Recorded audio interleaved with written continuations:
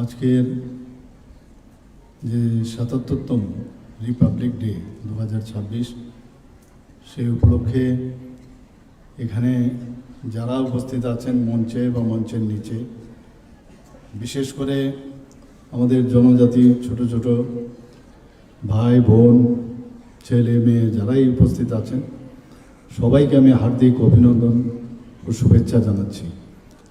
এরকম একটা সুন্দর দিনে গত বছর আমি এসেছিলাম, এর আগের বছরও আমি এখানে এসেছিলাম এবং ট্রাইবাল ওয়েলফেয়ারের উদ্যোগে এই ধরনের যে একটা মহতী অনুষ্ঠান, একটা প্রোগ্রাম,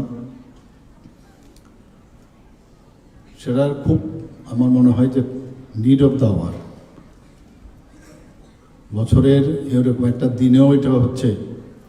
আমি ট্রাইবাল ওয়েলফেয়ার ডিপার্টমেন্টের মাননীয় মন্ত্রী এবং ওনার ফুল টিমকে আমি ধন্যবাদ দেব যে এরকম একটা প্রোগ্রাম উনি রেখেছেন। আজকের যে অনুষ্ঠান তার মেইন যে উদ্দেশ্য সেটা হচ্ছে আমাদের যে আমার কাছে যে ইনফরমেশনটা আছে যে ফোক ডান্স কম্পিটিশনের আজকে প্রাইজ ডিস্ট্রিবিউশন, এবং সেই ডিস্ট্রিবিউশনের আজকে আমাদের মাঝে উপস্থিত আছেন ত্রিপুরা সরকারের মাননীয় ট্রাইবাল ওয়েলফেয়ার মিনিস্টার শ্রী বিকাশ দেববর্মা মহোদয়, এবং অন্যান্য দপ্তরেরও ওনার দায়িত্বে আছে। এখানে উপস্থিত আছেন প্রাক্তন ট্রাইবাল ওয়েলফেয়ার মিনিস্টার ত্রিপুরা সরকারের এবং বর্তমানে মাননীয় বিধায়ক শ্রী রামপদ জমাতিয়া, এবং উনি চেয়ারম্যান এসটি কর্পোরেশনের। তাছাড়া যিনি একটু আগে ওনার আমাদের সামনে বক্তব্য রেখেছেন ত্রিপুরা সরকারের সম্মানিত চিফ সেক্রেটারি মহোদয় শ্রী জে.কে. সিনহা মহোদয়, এবং যিনি প্রথমেই স্বাগত ভাষণ আমাদের সামনে ওয়েলকাম যিনি করেছেন doctor K Shashi Kumar, secretary tribal welfare department. তাছাড়া সুভাষিস দাস মহোদয়, ডাইরেক্টর ট্রাইবাল ওয়েলফেয়ার উপস্থিত আছেন। এখানে ট্রাইবাল ওয়েলফেয়ারের অন্যান্য যারা অফিসাররা এবং চেয়ারম্যানরাও আছেন, পাবলিক সেক্টর আন্ডারটেকিং পিএসইউ, এবং এমিনেন্ট পার্সোনালিটিস, শিক্ষক শিক্ষিকা এবং আমার যারা এখানে স্টুডেন্টরা উপস্থিত আছেন, এবং প্রিয় সাংবাদিক বন্ধুরা, সবাইকে আমি হার্দিক অভিনন্দন ও শুভেচ্ছা জানাচ্ছি। আমার মনে হয় যে ত্রিপুরাতে যদি আমরা দেখি, এখনও একটু আগেও আমরা অ্যাট হোম একটা প্রোগ্রাম ছিল রাজভবনে, এখন তো লোক ভবন হয়ে গেছে নাম এটা, তো লোক ভবনে আমরা গিয়েছিলাম। সেখানেও যখন দেখি যে আমাদের জনজাতি গোষ্ঠীর ছেলে মেয়েদের যখন কোনো ডান্স বা কোনো প্রোগ্রাম না থাকে, মনে হয় যেন ওই প্রোগ্রামের মানে সেটা সম্পূর্ণতা লাভ হয় না। তো যেখানে যাই আজকাল আমরা জানি ত্রিপুরাতে অনেক জনজাতি গোষ্ঠী আছে, মেইন 19টা জনজাতি গোষ্ঠী আমরা ব্রডলি আমরা যদি দেখি, কিন্তু তাছাড়াও আরও অনেক জনজাতি গোষ্ঠী আমাদের ত্রিপুরাতে আছে। একবার যখন ক্যাবিনেটে আমরা বসলাম, আমি সম্মানিত চিফ সেক্রেটারি মহোদয়কে বললাম যে আমরা সমাজপতিদের, আমাদের সরকার আসার পর, এর আগে কিন্তু কোনো সরকার সমাজপতিদের নিয়ে কোনো চিন্তা করেনি। তাদেরকে আমরা 2000 টাকা করে, এটা ভাতা না কিন্তু সাম্মানিক দেওয়া, সমাজের জন্য ওনারা কাজ করেন, তো ভাতা দিলাম। দেওয়ার পরে মনে হলো যে এই ভাতাটা অনেক কম, তাছাড়া অনেক ক্যাপিংও ছিল। সেই ক্যাপিংটা আমরা উঠিয়েছি, কারণ এই যে সমাজপতিদের যে ভাতাটা দেওয়া হয় সেটা কিন্তু যেহেতু ওরা সমাজ পরিচালনা করেন, কিন্তু সেখানে অনেক সময় দেখা যায় এটা সার্কুলার অর্ডারে হয়, অনেক সময় সমাজপতিরা কেউ চাকরি করে বা কেউ অলরেডি পেনশন নিচ্ছে, তাহলে ওদের কিন্তু দেওয়া হতো না। এতে করে মাত্র 10 জনকে দেওয়া হতো এই সামাজিক ভাতা। আমরা এই ক্যাপিং উঠালাম, সমাজের জন্য যেহেতু কাজ করছে, তাহলে কিসের ক্যাপিং? সম্মানে যেহেতু দিচ্ছি, তো সেটা আমরা এবার ডিসিশন নিয়ে সেটা আমরা উঠিয়ে দিয়েছি। পাশাপাশি যে 2000 টাকা থেকে আমরা 5000 টাকা করেছি। এখন এটা তো করেছি, সেখানেই যখন আমি জিজ্ঞেস করলাম যে এই যে এটার ক্যাপিংটা উঠালাম, তাতে করে কতজন 10 থেকে কত বাড়বে, তা আমাকে জানানো হলো যে আরও 13 থেকে 14 জন হতে পারে। তাই আমি বললাম 19টি জনজাতি গোষ্ঠী, তাহলে ওরা কোথায়? বলে সমাজপতির যে পদ্ধতি সেইগুলো অনেক যে আমাদের জনজাতি গোষ্ঠী আছে সেগুলোর মধ্যে ওই সিস্টেমই নেই। তা আমি বললাম কি হচ্ছে? তো সমাজপতির নামে বাদে তো অন্য কিছু নামে হবে, কেউ রায় থাকবে, কেউ বা প্রধান থাকবে, কিছু একটা থাকবে। তো বললাম না, সবাইকে দিতে হবে, যে হেড থাকবে যে নামেই থাকবে। সেখানে যখন আমি সিএস সাহেবকে জিজ্ঞেস করলাম, তো সিএস সাহেব ওখান থেকে খবর নিয়ে যে ত্রিপুরাতে আমাদের কত জনজাতি গোষ্ঠী আছে। আমি জানি না এখানে যারা ছোট ছোট ছেলে মেয়েরা আছেন বা অন্যরা যারা বিশিষ্ট জনেরা আছেন, এখানে সমাজপতিরা আছেন, ওনাদের কাছে খবর আমার থেকে বেশিও থাকতে পারে, কিন্তু প্রায় আমাদের কাছে রেজিস্ট্রিকৃত প্রায় 40+ জনজাতি গোষ্ঠী আমাদের ত্রিপুরাতে আছে।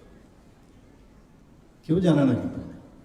তা আমি বললাম যে সমস্ত ডিএমদের বলুন ওইসব জনজাতি গোষ্ঠীগুলোকে বের করবার জন্য, কারণ অনেকের আছে 500, অনেকের আছে 1000, এরকমের জনজাতি গোষ্ঠী আছে, তারা কেন হারিয়ে যাবে? তো মাননীয় প্রধানমন্ত্রীজিকে আমি বললাম যে আমাদের ত্রিপুরাতে কিন্তু অনেক জনজাতি গোষ্ঠী আছে, তো উনি কিন্তু আমাকে বলেছিলেন কেউ যেন হারিয়ে না যায়,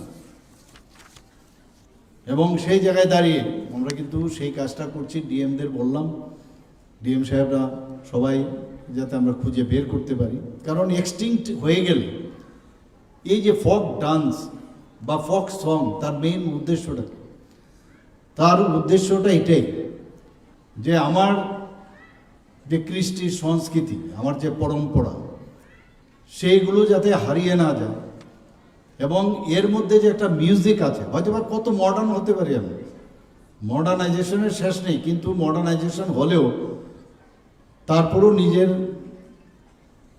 যে ঐতিহ্য সেটা কোনো অবস্থায় যেন হারিয়ে না যায়। গতকালও আমরা মাননীয় প্রধানমন্ত্রীজির মন কি বাত অনুষ্ঠানে আমরা দেখলাম, উনি কি বললেন, আমাদের এখানে যেমন কীর্তন হয়, তো একটা ভজন হচ্ছিল এবং ইয়াং ছেলে মেয়েরা গান করছে ভজনের, এবং সেই ভজনটা এরকমভাবে করছে যে ভজনের যে আসল যে রসটা সেটা থাকবে, কিন্তু আদার্স ইনস্ট্রুমেন্ট ইত্যাদি যাতে করে মানে যুগের সাথে তাল মিলিয়ে মানুষকে অ্যাট্রাকশন করা যায়। তো এখানে যারা আমাদের জনজাতি ছোট ছোট ছেলে মেয়েরা আছেন, ছাত্রছাত্রীরা আছেন, তাদেরকে আমি এটাই বলবো যে কোনো অবস্থায় আমাদের যারা এই যে 19টি জনজাতি গোষ্ঠী, 40টার উপরে জনজাতি গোষ্ঠী, তাদেরকে কোনো অবস্থায় আমরা হারাতে চাই না। এবং তাদের এবং আলাদা আলাদা, কিন্তু এক একজনের আলাদা আলাদা সংস্কৃতি, এবং এগুলো আমরা যখন দেখি, আমরা শুনি, তার ঢংও আলাদা। তো এটাই আমাদের অলংকার। আমি সবসময় বলি সংস্কৃতির মধ্যে আমাদের বাঁচতে হবে, এবং দ্যাট ইজ আওয়ার। আমি দোকান থেকে একটা অলংকার কিনলাম, আর এই অলংকার কিন্তু আরো বড় দামি অলংকার, এরতে বড় অলংকার কিছু করতে পারে, এবং এর জন্য we should be proud of our culture, এবং সেটাকে আমাদের রাখতে হবে। আজকে এখানে বলা হয়েছে যে প্রথমে জনজাতি যে ডিপার্টমেন্ট ইউনিয়ন গভর্নমেন্টে, আগে অন্যান্য ডিপার্টমেন্টের সাথে যুক্ত ছিল, কিন্তু অটল বিহারী বাজপেয়ী যখন আসেন, তখন প্রথম এই যে জনজাতিদের সবসময় অবহেলা করে এসছে,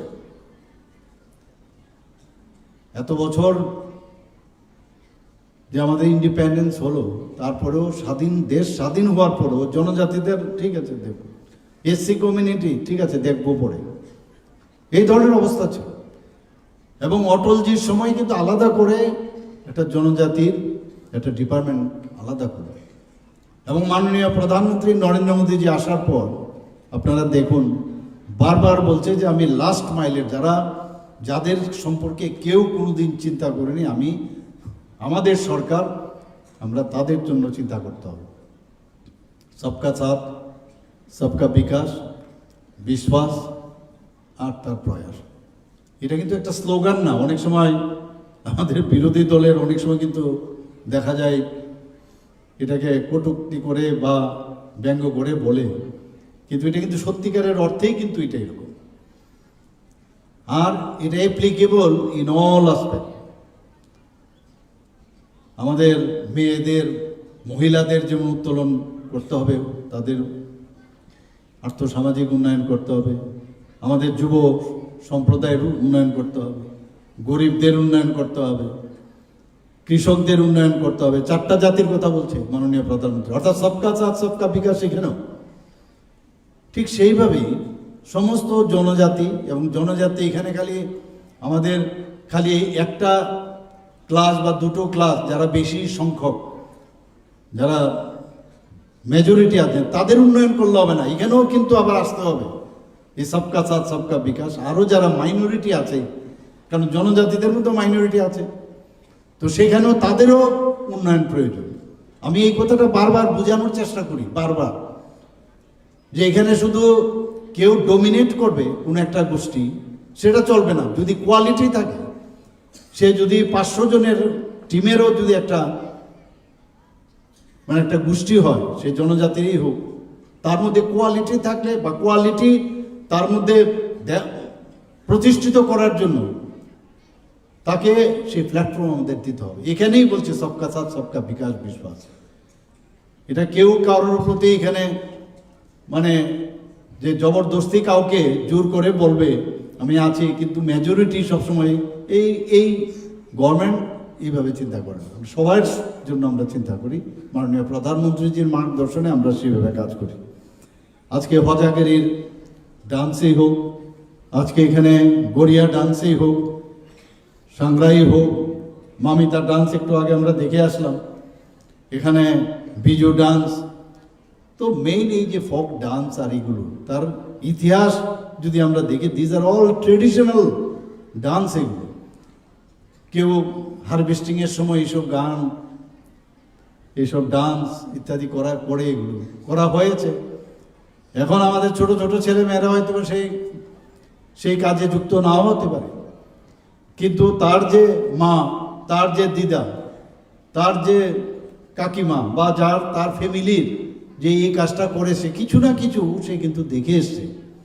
এবং সে যত বড়ই বিদ্বান হোক, তার মধ্যে কিন্তু একটা টান থাকবে যে আমার যারা পূর্বপুরুষরা এই ধরনের কাজ করত। এবং এখনো আজকে যে আমাদের যদি জিডিপির কথাও চিন্তা করি, ন্যাশনাল জিডিপি প্রায় 8.2% থেকে বেশি এখন আমাদের এই আমাদের কৃষিক্ষেত্র থেকে আসে, এর থেকেও বেশি মেবি। তো সেই জায়গায় সেখানে আমাদের যেসব কালচার প্রকৃতির সাথে যুক্ত, আমাদের জনজাতিদের সবচেয়ে বড় যে বিষয় সেটা হচ্ছে প্রকৃতির সাথে যুক্ত, কিন্তু মাটির সাথে যুক্ত। সেটা অন্য জাতি গোষ্ঠীর মধ্যে কিন্তু সেটা নেই।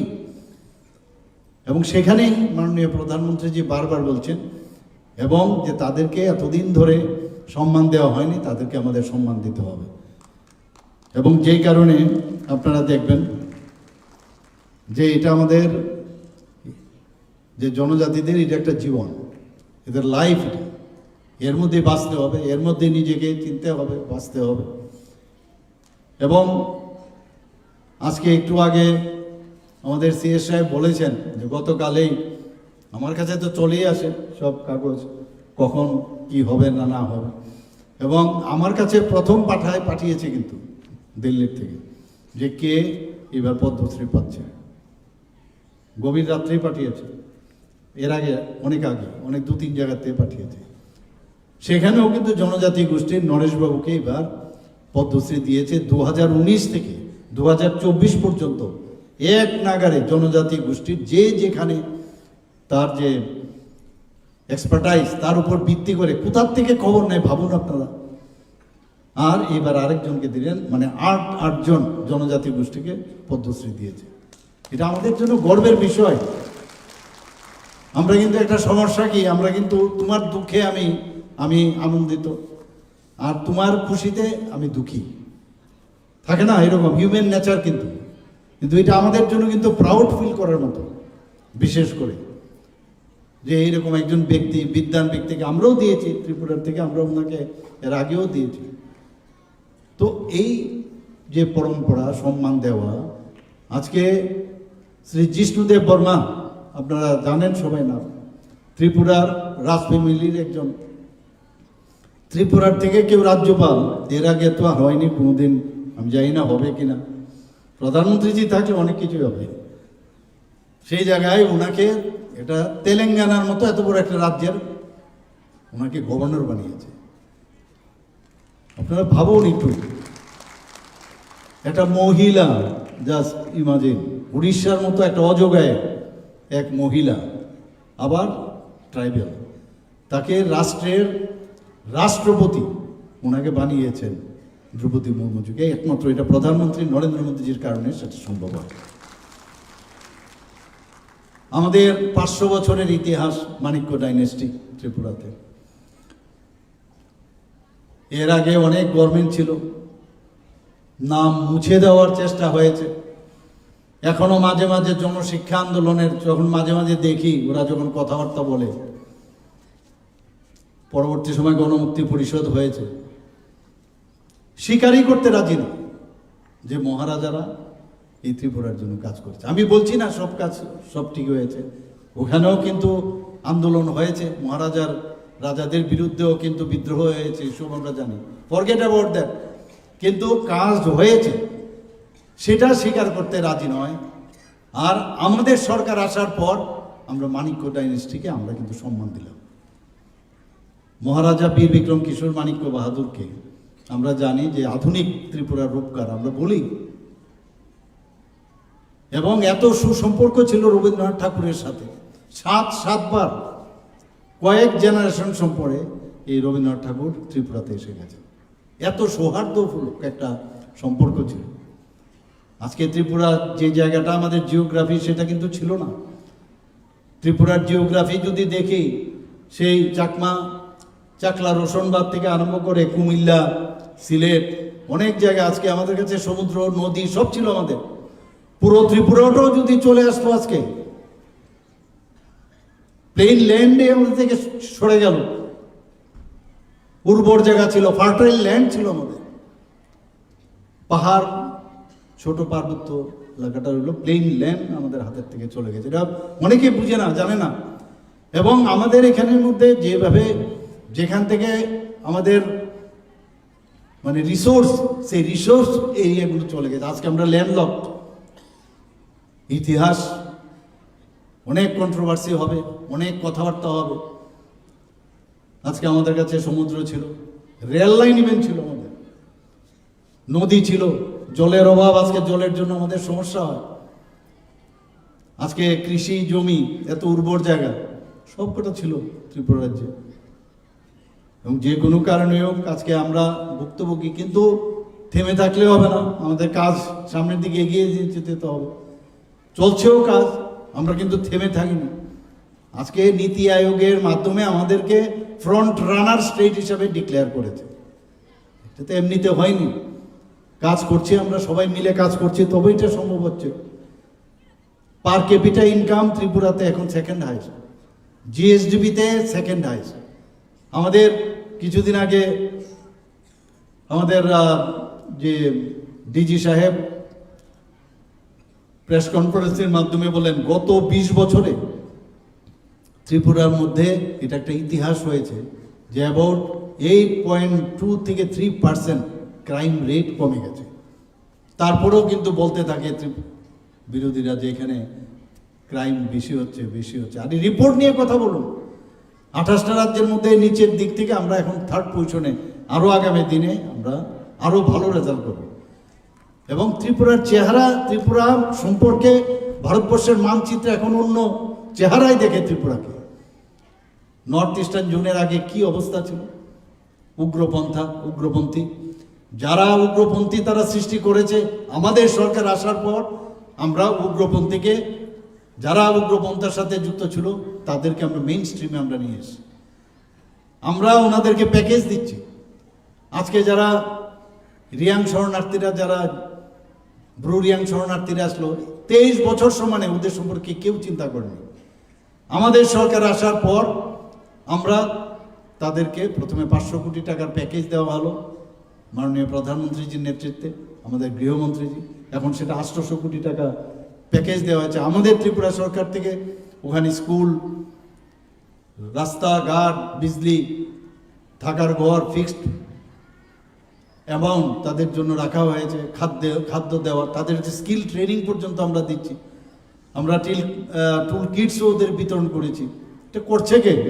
এই সরকারই করছে, আগে কিন্তু কেউ করেনি।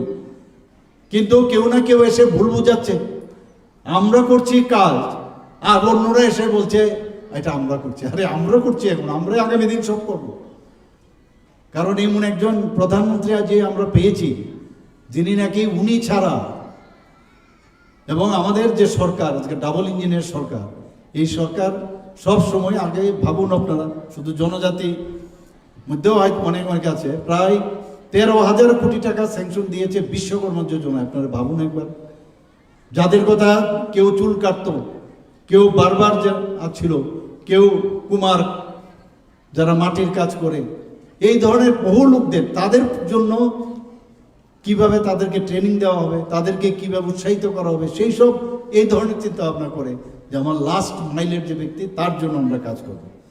আজকে গড়িয়া পূজার ছুটি আগে একদিন ছিল, আমাদের সরকার এসে আমরা যাতে আরো ভালোভাবে তারা এটাকে পালন করতে পারে, 2 দিনের আমরা ছুটি দিয়েছি। সংগ্রামার আমি একটা প্রোগ্রামে গিয়েছিলাম, সেখানে ওনারা দাবি করলেন। এখন সমস্যা হচ্ছে, ওনারা দাবি যেটা করেছেন আমি করেছি, এখন বলবে আরেকটু বেশি দিন। আরে যা নিয়ম আছে, নিয়মের বাইরে দেওয়া যাবে না। আমাদের 30টার বেশি ফুল ছুটি দেওয়া যায় না। অলরেডি 1-2 গ্যাপ রাখতে হয়, কারণ মাঝে মাঝে এটাকে মানে মিলাতে হয়। যেমন এবার লক্ষ্মী পূজার সানডে পড়েছে এবং এরকম একটা মোস্ট প্রবাবলি দীপাবলি, এরকম দুটো তো মিলাতে হয়। তো সেই জায়গার মধ্যে ওনাদেরকে আমরা রেস্ট্রিক্টেড হলিডে আমরা ডিক্লেয়ার করেছি। আর এতদিন ধরে ছেলে মেয়েরা যাতে পড়াশোনা জনজাতিরা কম করতে পারে, তার জন্য অনেক চেষ্টা। আমাদের সরকার আসার আগে মাত্র 4টা ইএমআরএস ছিল, একলব্য রেসিডেন্সিয়াল মডেল স্কুল। এবং এত চমৎকার গিয়ে, যদি আমি তো কয়েকটা মানে ইনোগ্রেশনও করেছি। আমাদের মাননীয় ট্রাইবাল ওয়েলফেয়ার মিনিস্টার প্রায়শ বলেন আরও কিন্তু 3টা রেডি আছে, 4টা রেডি আছে, আপনার যেতে হবে। আমি সময় দিতে পারি না। এই 4টার থেকে আজকে 21টা আমাদের দিয়েছে। প্রতিটা ব্লকে করার চিন্তা ভাবনা করেছে দিল্লিতে। এবং সেখানে এত সুন্দর পড়াশোনা, ভারতের যে আমরা যা আমাদের যে ইতিহাস, নালন্দা বিশ্ববিদ্যালয়ের কথা যদি বলি, তক্ষশিলার কথা বলি, বিক্রমশিলার কথা বলি, এক সময় বাইরের থেকে মানুষ ভারতবর্ষে এসে পড়তো, সেটাকে ধ্বংস করেছে, মুঘলরা রাজত্ব করেছে, এখানে ইংরেজরা রাজত্ব করেছে। মাননীয় প্রধানমন্ত্রীজি আবার নতুন করে সেটাকে পুনর্জাগরণ করছে, আপনারা সবাই জানেন। তো সেই শিক্ষা আবার নতুনভাবে ইএমআরএস এর মাধ্যমে চেষ্টা করছে। এখন 12টা অলরেডি মানে শুরু হয়ে গেছে, আরও 6টা এই মার্চের মধ্যে শুরু হবে, বাকিগুলো হবে। এবার কিছুদিন আগে আমি দিল্লি গিয়েছি, এটার কিছু ক্রাইটেরিয়া আছে, প্রতিটা ব্লকে হবে, কিন্তু ব্লকে হলেও কিছু ক্রাইটেরিয়া, যে মিনিমাম 20,000 জনজাতি সেখানে থাকতে হবে, পপুলেশনের 50% জনজাতি থাকতে হবে। তো এই ক্রাইটেরিয়ার মধ্যে আমি কিছু বললাম যে রিল্যাক্সেশন দিয়ে আমি আরও 15টা যাতে ইএমআরএস হয়, তার জন্য আমি এবার দিল্লিতে গিয়ে কিন্তু দাবি করেছি। এবং সত্যি অপূর্ব, ছেলে মেয়েরা যখন ওখানে মানে আমি দেখলাম ওদের এত সুন্দরভাবে পড়াশোনার সুযোগ। আমাদের এই সরকার, এখানে আমরা যখন সরকারে আসি আপনারা দেখবেন যে এয়ারপোর্ট থেকে আসতে সেখানে আমাদের সারা ভারতবর্ষে না, ত্রিপুরার না, সারা পৃথিবীর মধ্যে এত বড় সুরকার, এত বড় গায়ক এস.ডি. বর্মন মহোদয়, এই যে জায়গায় আমরা আজকে কথা বলছি উনারই জায়গা, উনি উনার দান করে গেছেন। আমি যখন মুখ্যমন্ত্রী হই প্রথম যে কাজটা আমি করেছি, এস.ডি. বর্মনের পূর্ণ বয়া মূর্তি আমি সেখানে স্থাপন করি আমাদের সরকার। আজকে এখানে বিভিন্ন সময়ে ককবরক নিয়ে কথা বলা হয়। ককবরকের নাম আমরা এই হাতাইকোতর, বড়মুড়া পাহাড়ের নাম দিয়েছি হাতাইকোতর। আমরা গন্ডাছড়ার নাম গন্ডা তৈসা দিয়েছি, 18 মুড়ার নাম হাচুক বেরেক দিয়েছি। এরকম অনেক নদী আমরা সমস্ত যে মাইনরিটির যে বিভিন্ন ল্যাঙ্গুয়েজ, তার একটা আলাদা ডিপার্টমেন্টে আমরা করেছি, তার জন্য আলাদা মানে যারা এই বিষয়ে তারা চর্চা করবে তাদের জন্য সেইভাবে কাজ করছে বিভিন্ন যেগুলো আছে আমাদের। এর আগেও আপনারা দেখেছেন ত্রিপুরাতে, এখন তো ছোট ছোট ছেলে মেয়েরা খুব অন্ততপক্ষে তাদের মানে is of going, is of মানে মুভমেন্ট ইজ ইজি হয়ে গেছে। একটা সময় ছিল আমরা এখান থেকে যদি ধর্মনগর যেতাম, চিন্তার ভাঁজ পড়তো যে রাস্তায় বোধহয় কিডন্যাপও করে নিয়ে যেতে পারে। 18 ঘন্টা 19 ঘন্টা কখন যে গুলি মারবে, কোথার থেকে অপহরণ করবে, এরকম একটা অবস্থা ছিল। এখান থেকে সাবরুম যাওয়া তো দূরস্থ, বাবাই যাবে। সেই জায়গায় আজকে এগুলো মনে করতে হবে। এই আমাদের সরকার আসার পর এনএলএফটি এবং এটিটিএফ এর সাথে সমঝোতা হলো গত 4ই সেপ্টেম্বর 2024-এ, এবং আজকে তাদেরকে আমরা মূল স্রোতে আমরা নিয়ে এসেছি। 24শে সেপ্টেম্বর 2024-এ ওরা সবাই আমার কাছে এসে এখানে আগরতলায় যখন আমি ফিরে এলাম, তারা অস্ত্র সমর্পণ করেছেন। তাদের জন্য প্রায় 250 কোটি টাকার প্যাকেজ ডিক্লেয়ার হয়েছে। আমরা দিচ্ছি কিন্তু সব, কোনো দাবি দেওয়ার দরকার পড়ছে না, আমরাই করছি সব। কিন্তু মাঝে মাঝে দেখা যায় ভুল পথে চালানোর চেষ্টা করে। রিয়াং শরণার্থীদের আমরা করলাম, সেখানে মাঝখানে এসে অন্যরা চেষ্টা করছে যে আমার কারণে হয়েছে। কারোর প্রধানমন্ত্রী নরেন্দ্র মোদীজি সবসময় বলে middle man we don't want, we want partner not preacher. তো সেইভাবে কিন্তু আজকে কাজ হচ্ছে। আমরা কিছুদিন আগে জনজাতি তারা অত্যন্ত, আমি দেখেছি খুব মানে সরলমতি কিন্তু হয়, খুব সহজ সরল হয়। তারা অফিসে যখন যায় অনেক সময় গিয়ে বুঝতে পারে না কোন অফিসারের কাছে যাবে, তার কাজটা হবে কিনা।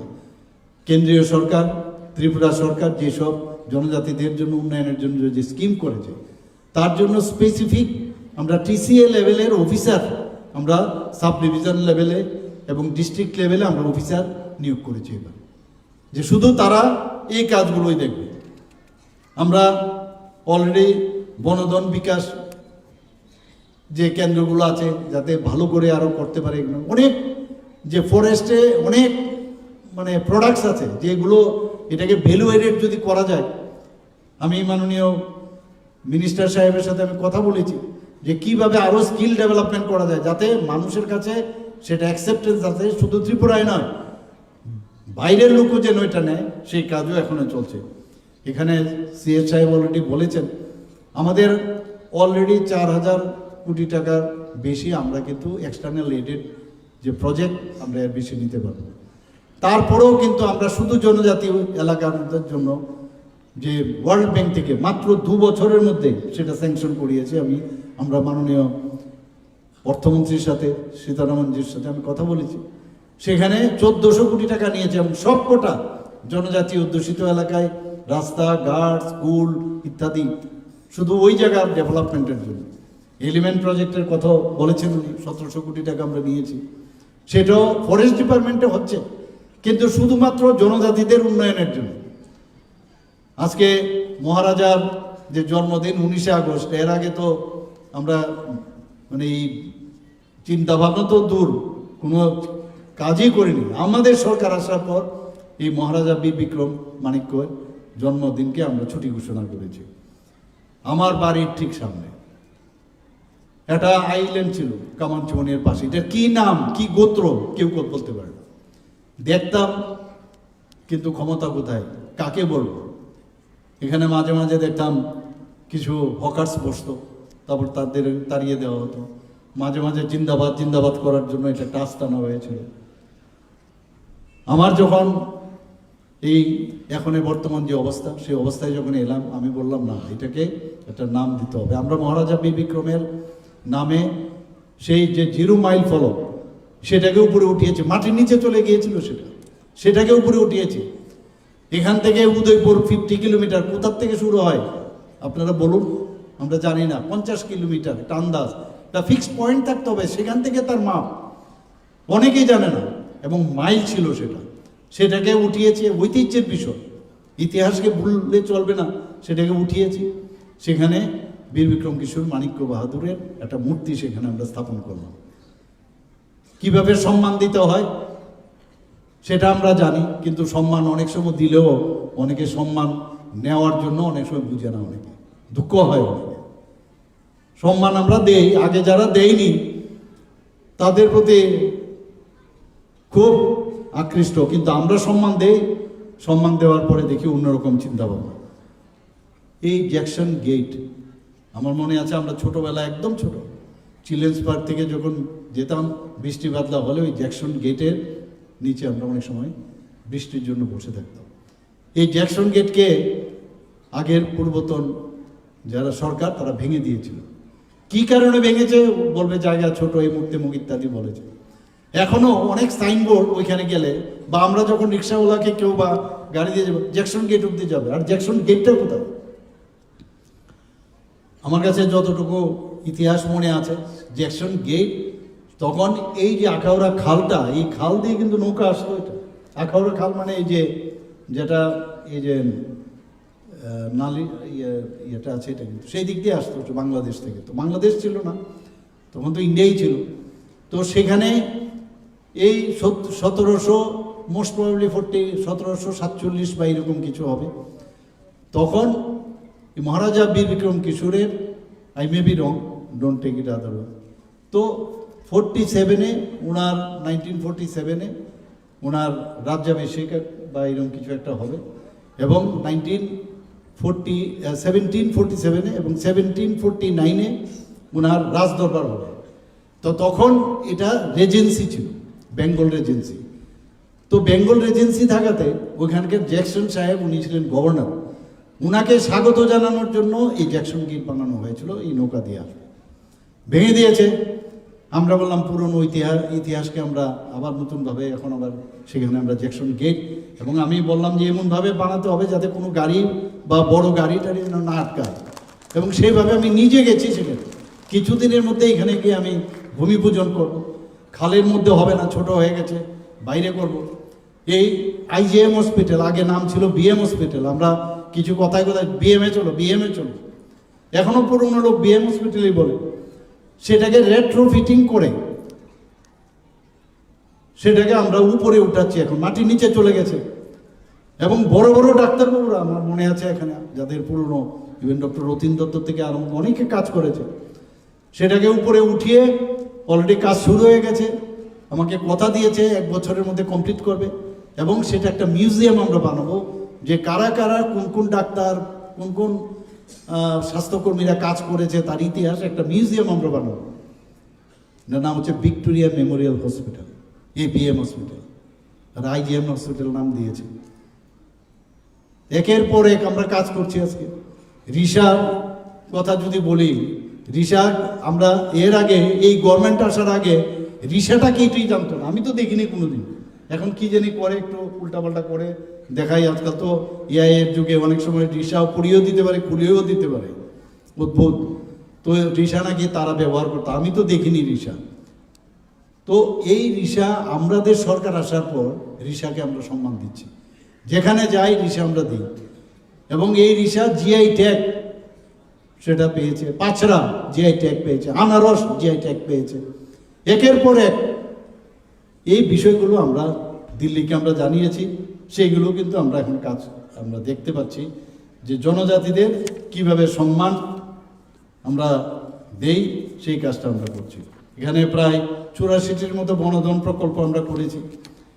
এখানে যারা ছেলে মেয়েরা আছেন তাদের প্রি ম্যাট্রিক স্কলারশিপ আমি বিকাশবাবু আমাদের মাননীয় মন্ত্রী প্রায়ই বলেন যে আরে বাড়াতে হবে, আমি বললাম যা খুশি তাই করবো। আমি প্রায় বলি যা খুশি, জনজাতিদের জন্য যা করবে আমি তোমার সাথে আছি। তো সেইভাবে কাজ করছে এখানে।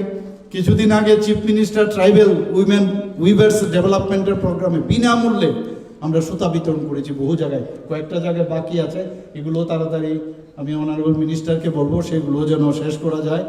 এবং 1 কেজি 250 করে 1 কেজি 250 গ্রাম বিনামূল্যে সুতা দেওয়া হয়েছে বিভিন্ন জায়গায়, আমি নিজেও গেছি সেখানে। এবং প্রতি কেজি সুতার মূল্য প্রায় 900 টাকার মতো। তো সেইভাবে সব জায়গায় কিন্তু দেওয়া হয়েছে। মুখ্যমন্ত্রী জনজাতি বিকাশ যোজনার সম্পর্কে আমার প্রাক্তন যিনি আমার পূর্ববর্তী বক্তা বলেছেন যে প্রায় 9,326 জনকে 25,000 টাকা করে দেওয়া হয়েছে আর্থিকভাবে সহায়তা করার জন্য। বিভিন্ন জায়গায় হোস্টেল, বিভিন্ন স্কুলে যারা ছেলেমেয়েরা আছেন তাদের পাঠ্যপুস্তক, মেধা পুরস্কার, কোচিং দেওয়া প্রপারলি, এবং তাদেরকে যারা 6ষ্ঠ থেকে 8ম শ্রেণী প্রি মেট্রিক যারা আছে বৃত্তি, তাদেরকে 400 টাকা আগে পেতে তাদেরকে এখন আমরা 1,000 টাকা করেছি। আমবাসা, কাঞ্চনপুর এবং করবুকে 3টি আশ্রম স্কুল আমরা এই দপ্তর থেকে 3য় শ্রেণী থেকে 6ষ্ঠ শ্রেণী পর্যন্ত, এবং 29টি নতুন হোস্টেল জনজাতিদের জন্য তৈরি হয়েছে, 44টি জনজাতি বিদ্যালয় নির্মিত হয়েছে। অনেকে বললে আমাকে একদিন এসে বলছিলেন, আর আমাদের মাননীয় মন্ত্রী তো একদম পুরা, আমি যে স্পিডে হাঁটি এর থেকে 10 স্পিডে আসে। আমি বললাম কাম একটু বসো, চা খাও, তারপর বলো কি বিষয়। যে আমার হোস্টেলের মধ্যে সমস্ত চুরি হয়ে যাচ্ছে তো কি করতে হবে, কি বলে ওয়ার্ডেন লাগবে। তথাস্তু 140 জনের আমরা ওয়ার্ডেন আমরা অলরেডি আউটসোর্সিংয়ে আমরা অনুমোদন দিয়ে দিয়েছি আমরা।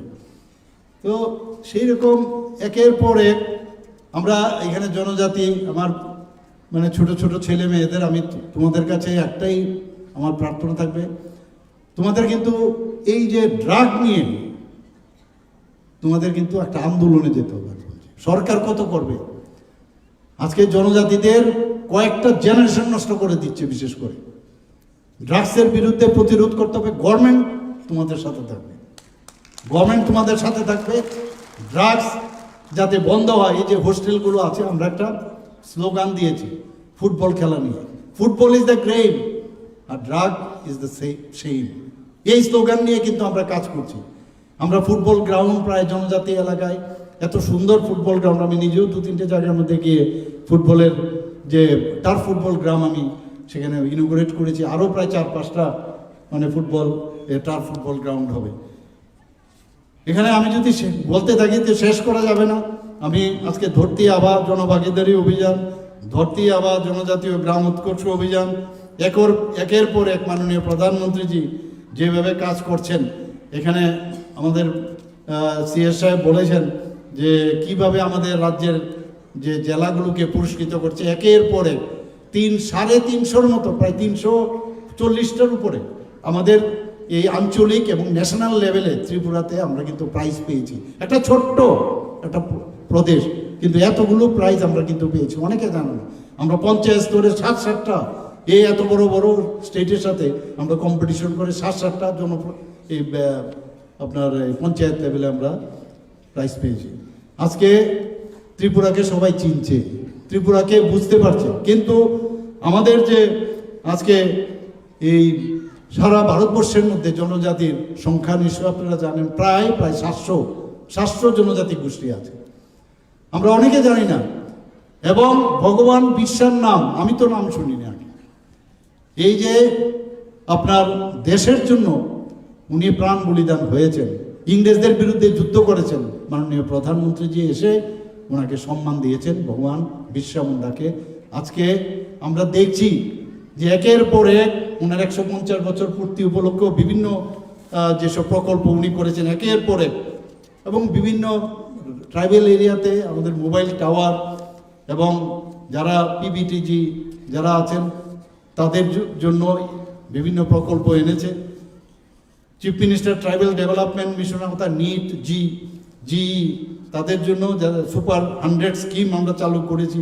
এবং জনজাতি লোকসঙ্গীত, যেটা আজকে ভেরি ইম্পর্টেন্ট, লোকসঙ্গীত, লোকনৃত্য এবং হস্তকারু, হস্তশিল্প এর জন্য কর্মশালা এবং বিভিন্ন শিক্ষামূলক ব্যবস্থা করছি। আমরা বাজেটে অলরেডি 3 কোটি আমরা রেখেছি। আমরা অলরেডি যারা ট্রাইবেল, যা ওদের যাতে আরও কালচারালি আরও বেশি ডেভেলপ করতে পারে তাদের জন্য আমরা অলরেডি একটা সেন্টার ওইখানে স্থাপন করতে যাচ্ছি। সবাইকে অসংখ্য ধন্যবাদ এখানে উপস্থিত থাকার জন্য। প্রচুর কথা আছে, বেশি বলবো না। এখানে ছোট ছোট ছেলেমেয়েরা বসে আছে, কখন তারা প্রাইজটা পাবে। আমি আবার আজকের এই গণতন্ত্র, আমাদের প্রজাতন্ত্র দিবস উপলক্ষে আবার হার্দিক অভিনন্দন, শুভেচ্ছা জানাচ্ছি। আমরা নতুন ত্রিপুরা আমরা গড়তে যাচ্ছি। নতুন ত্রিপুরা আমরা একার পক্ষে সম্ভব নয়, আমরা সবাই মিলে, জাতি, জনজাতি, মণিপুরি এবং যারা মাইনরিটি, সবাই মিলে আমরা থানসা এবং সবাই মিলে আমরা ত্রিপুরাকে নতুন ত্রিপুরা করব। সবাইকে অসংখ্য ধন্যবাদ। নমস্কার, জয় হিন্দ, ভারত মাতা কি জয়। অসংখ্য ধন্যবাদ। আমাদের আজকের এই অনুষ্ঠানের মাননীয় উদ্বোধক তথা প্রধান অতিথি রাজ্যের মাননীয় মুখ্যমন্ত্রী প্রফেসর ডক্টর মানিক সাহা মহোদয়কে অনেক অনেক ধন্যবাদ ওনার মূল্যবান বক্তব্যের জন্য। এবারে আন্তরিকভাবে অনুরোধ জানাবো আমাদের আজকের এই অনুষ্ঠানের মাননীয় সভাপতি তথা জনজাতি কল্যাণ দপ্তরের মাননীয় মন্ত্রী শ্রদ্ধেয় শ্রী বিকাশ দেববর্মা মহোদয়কে।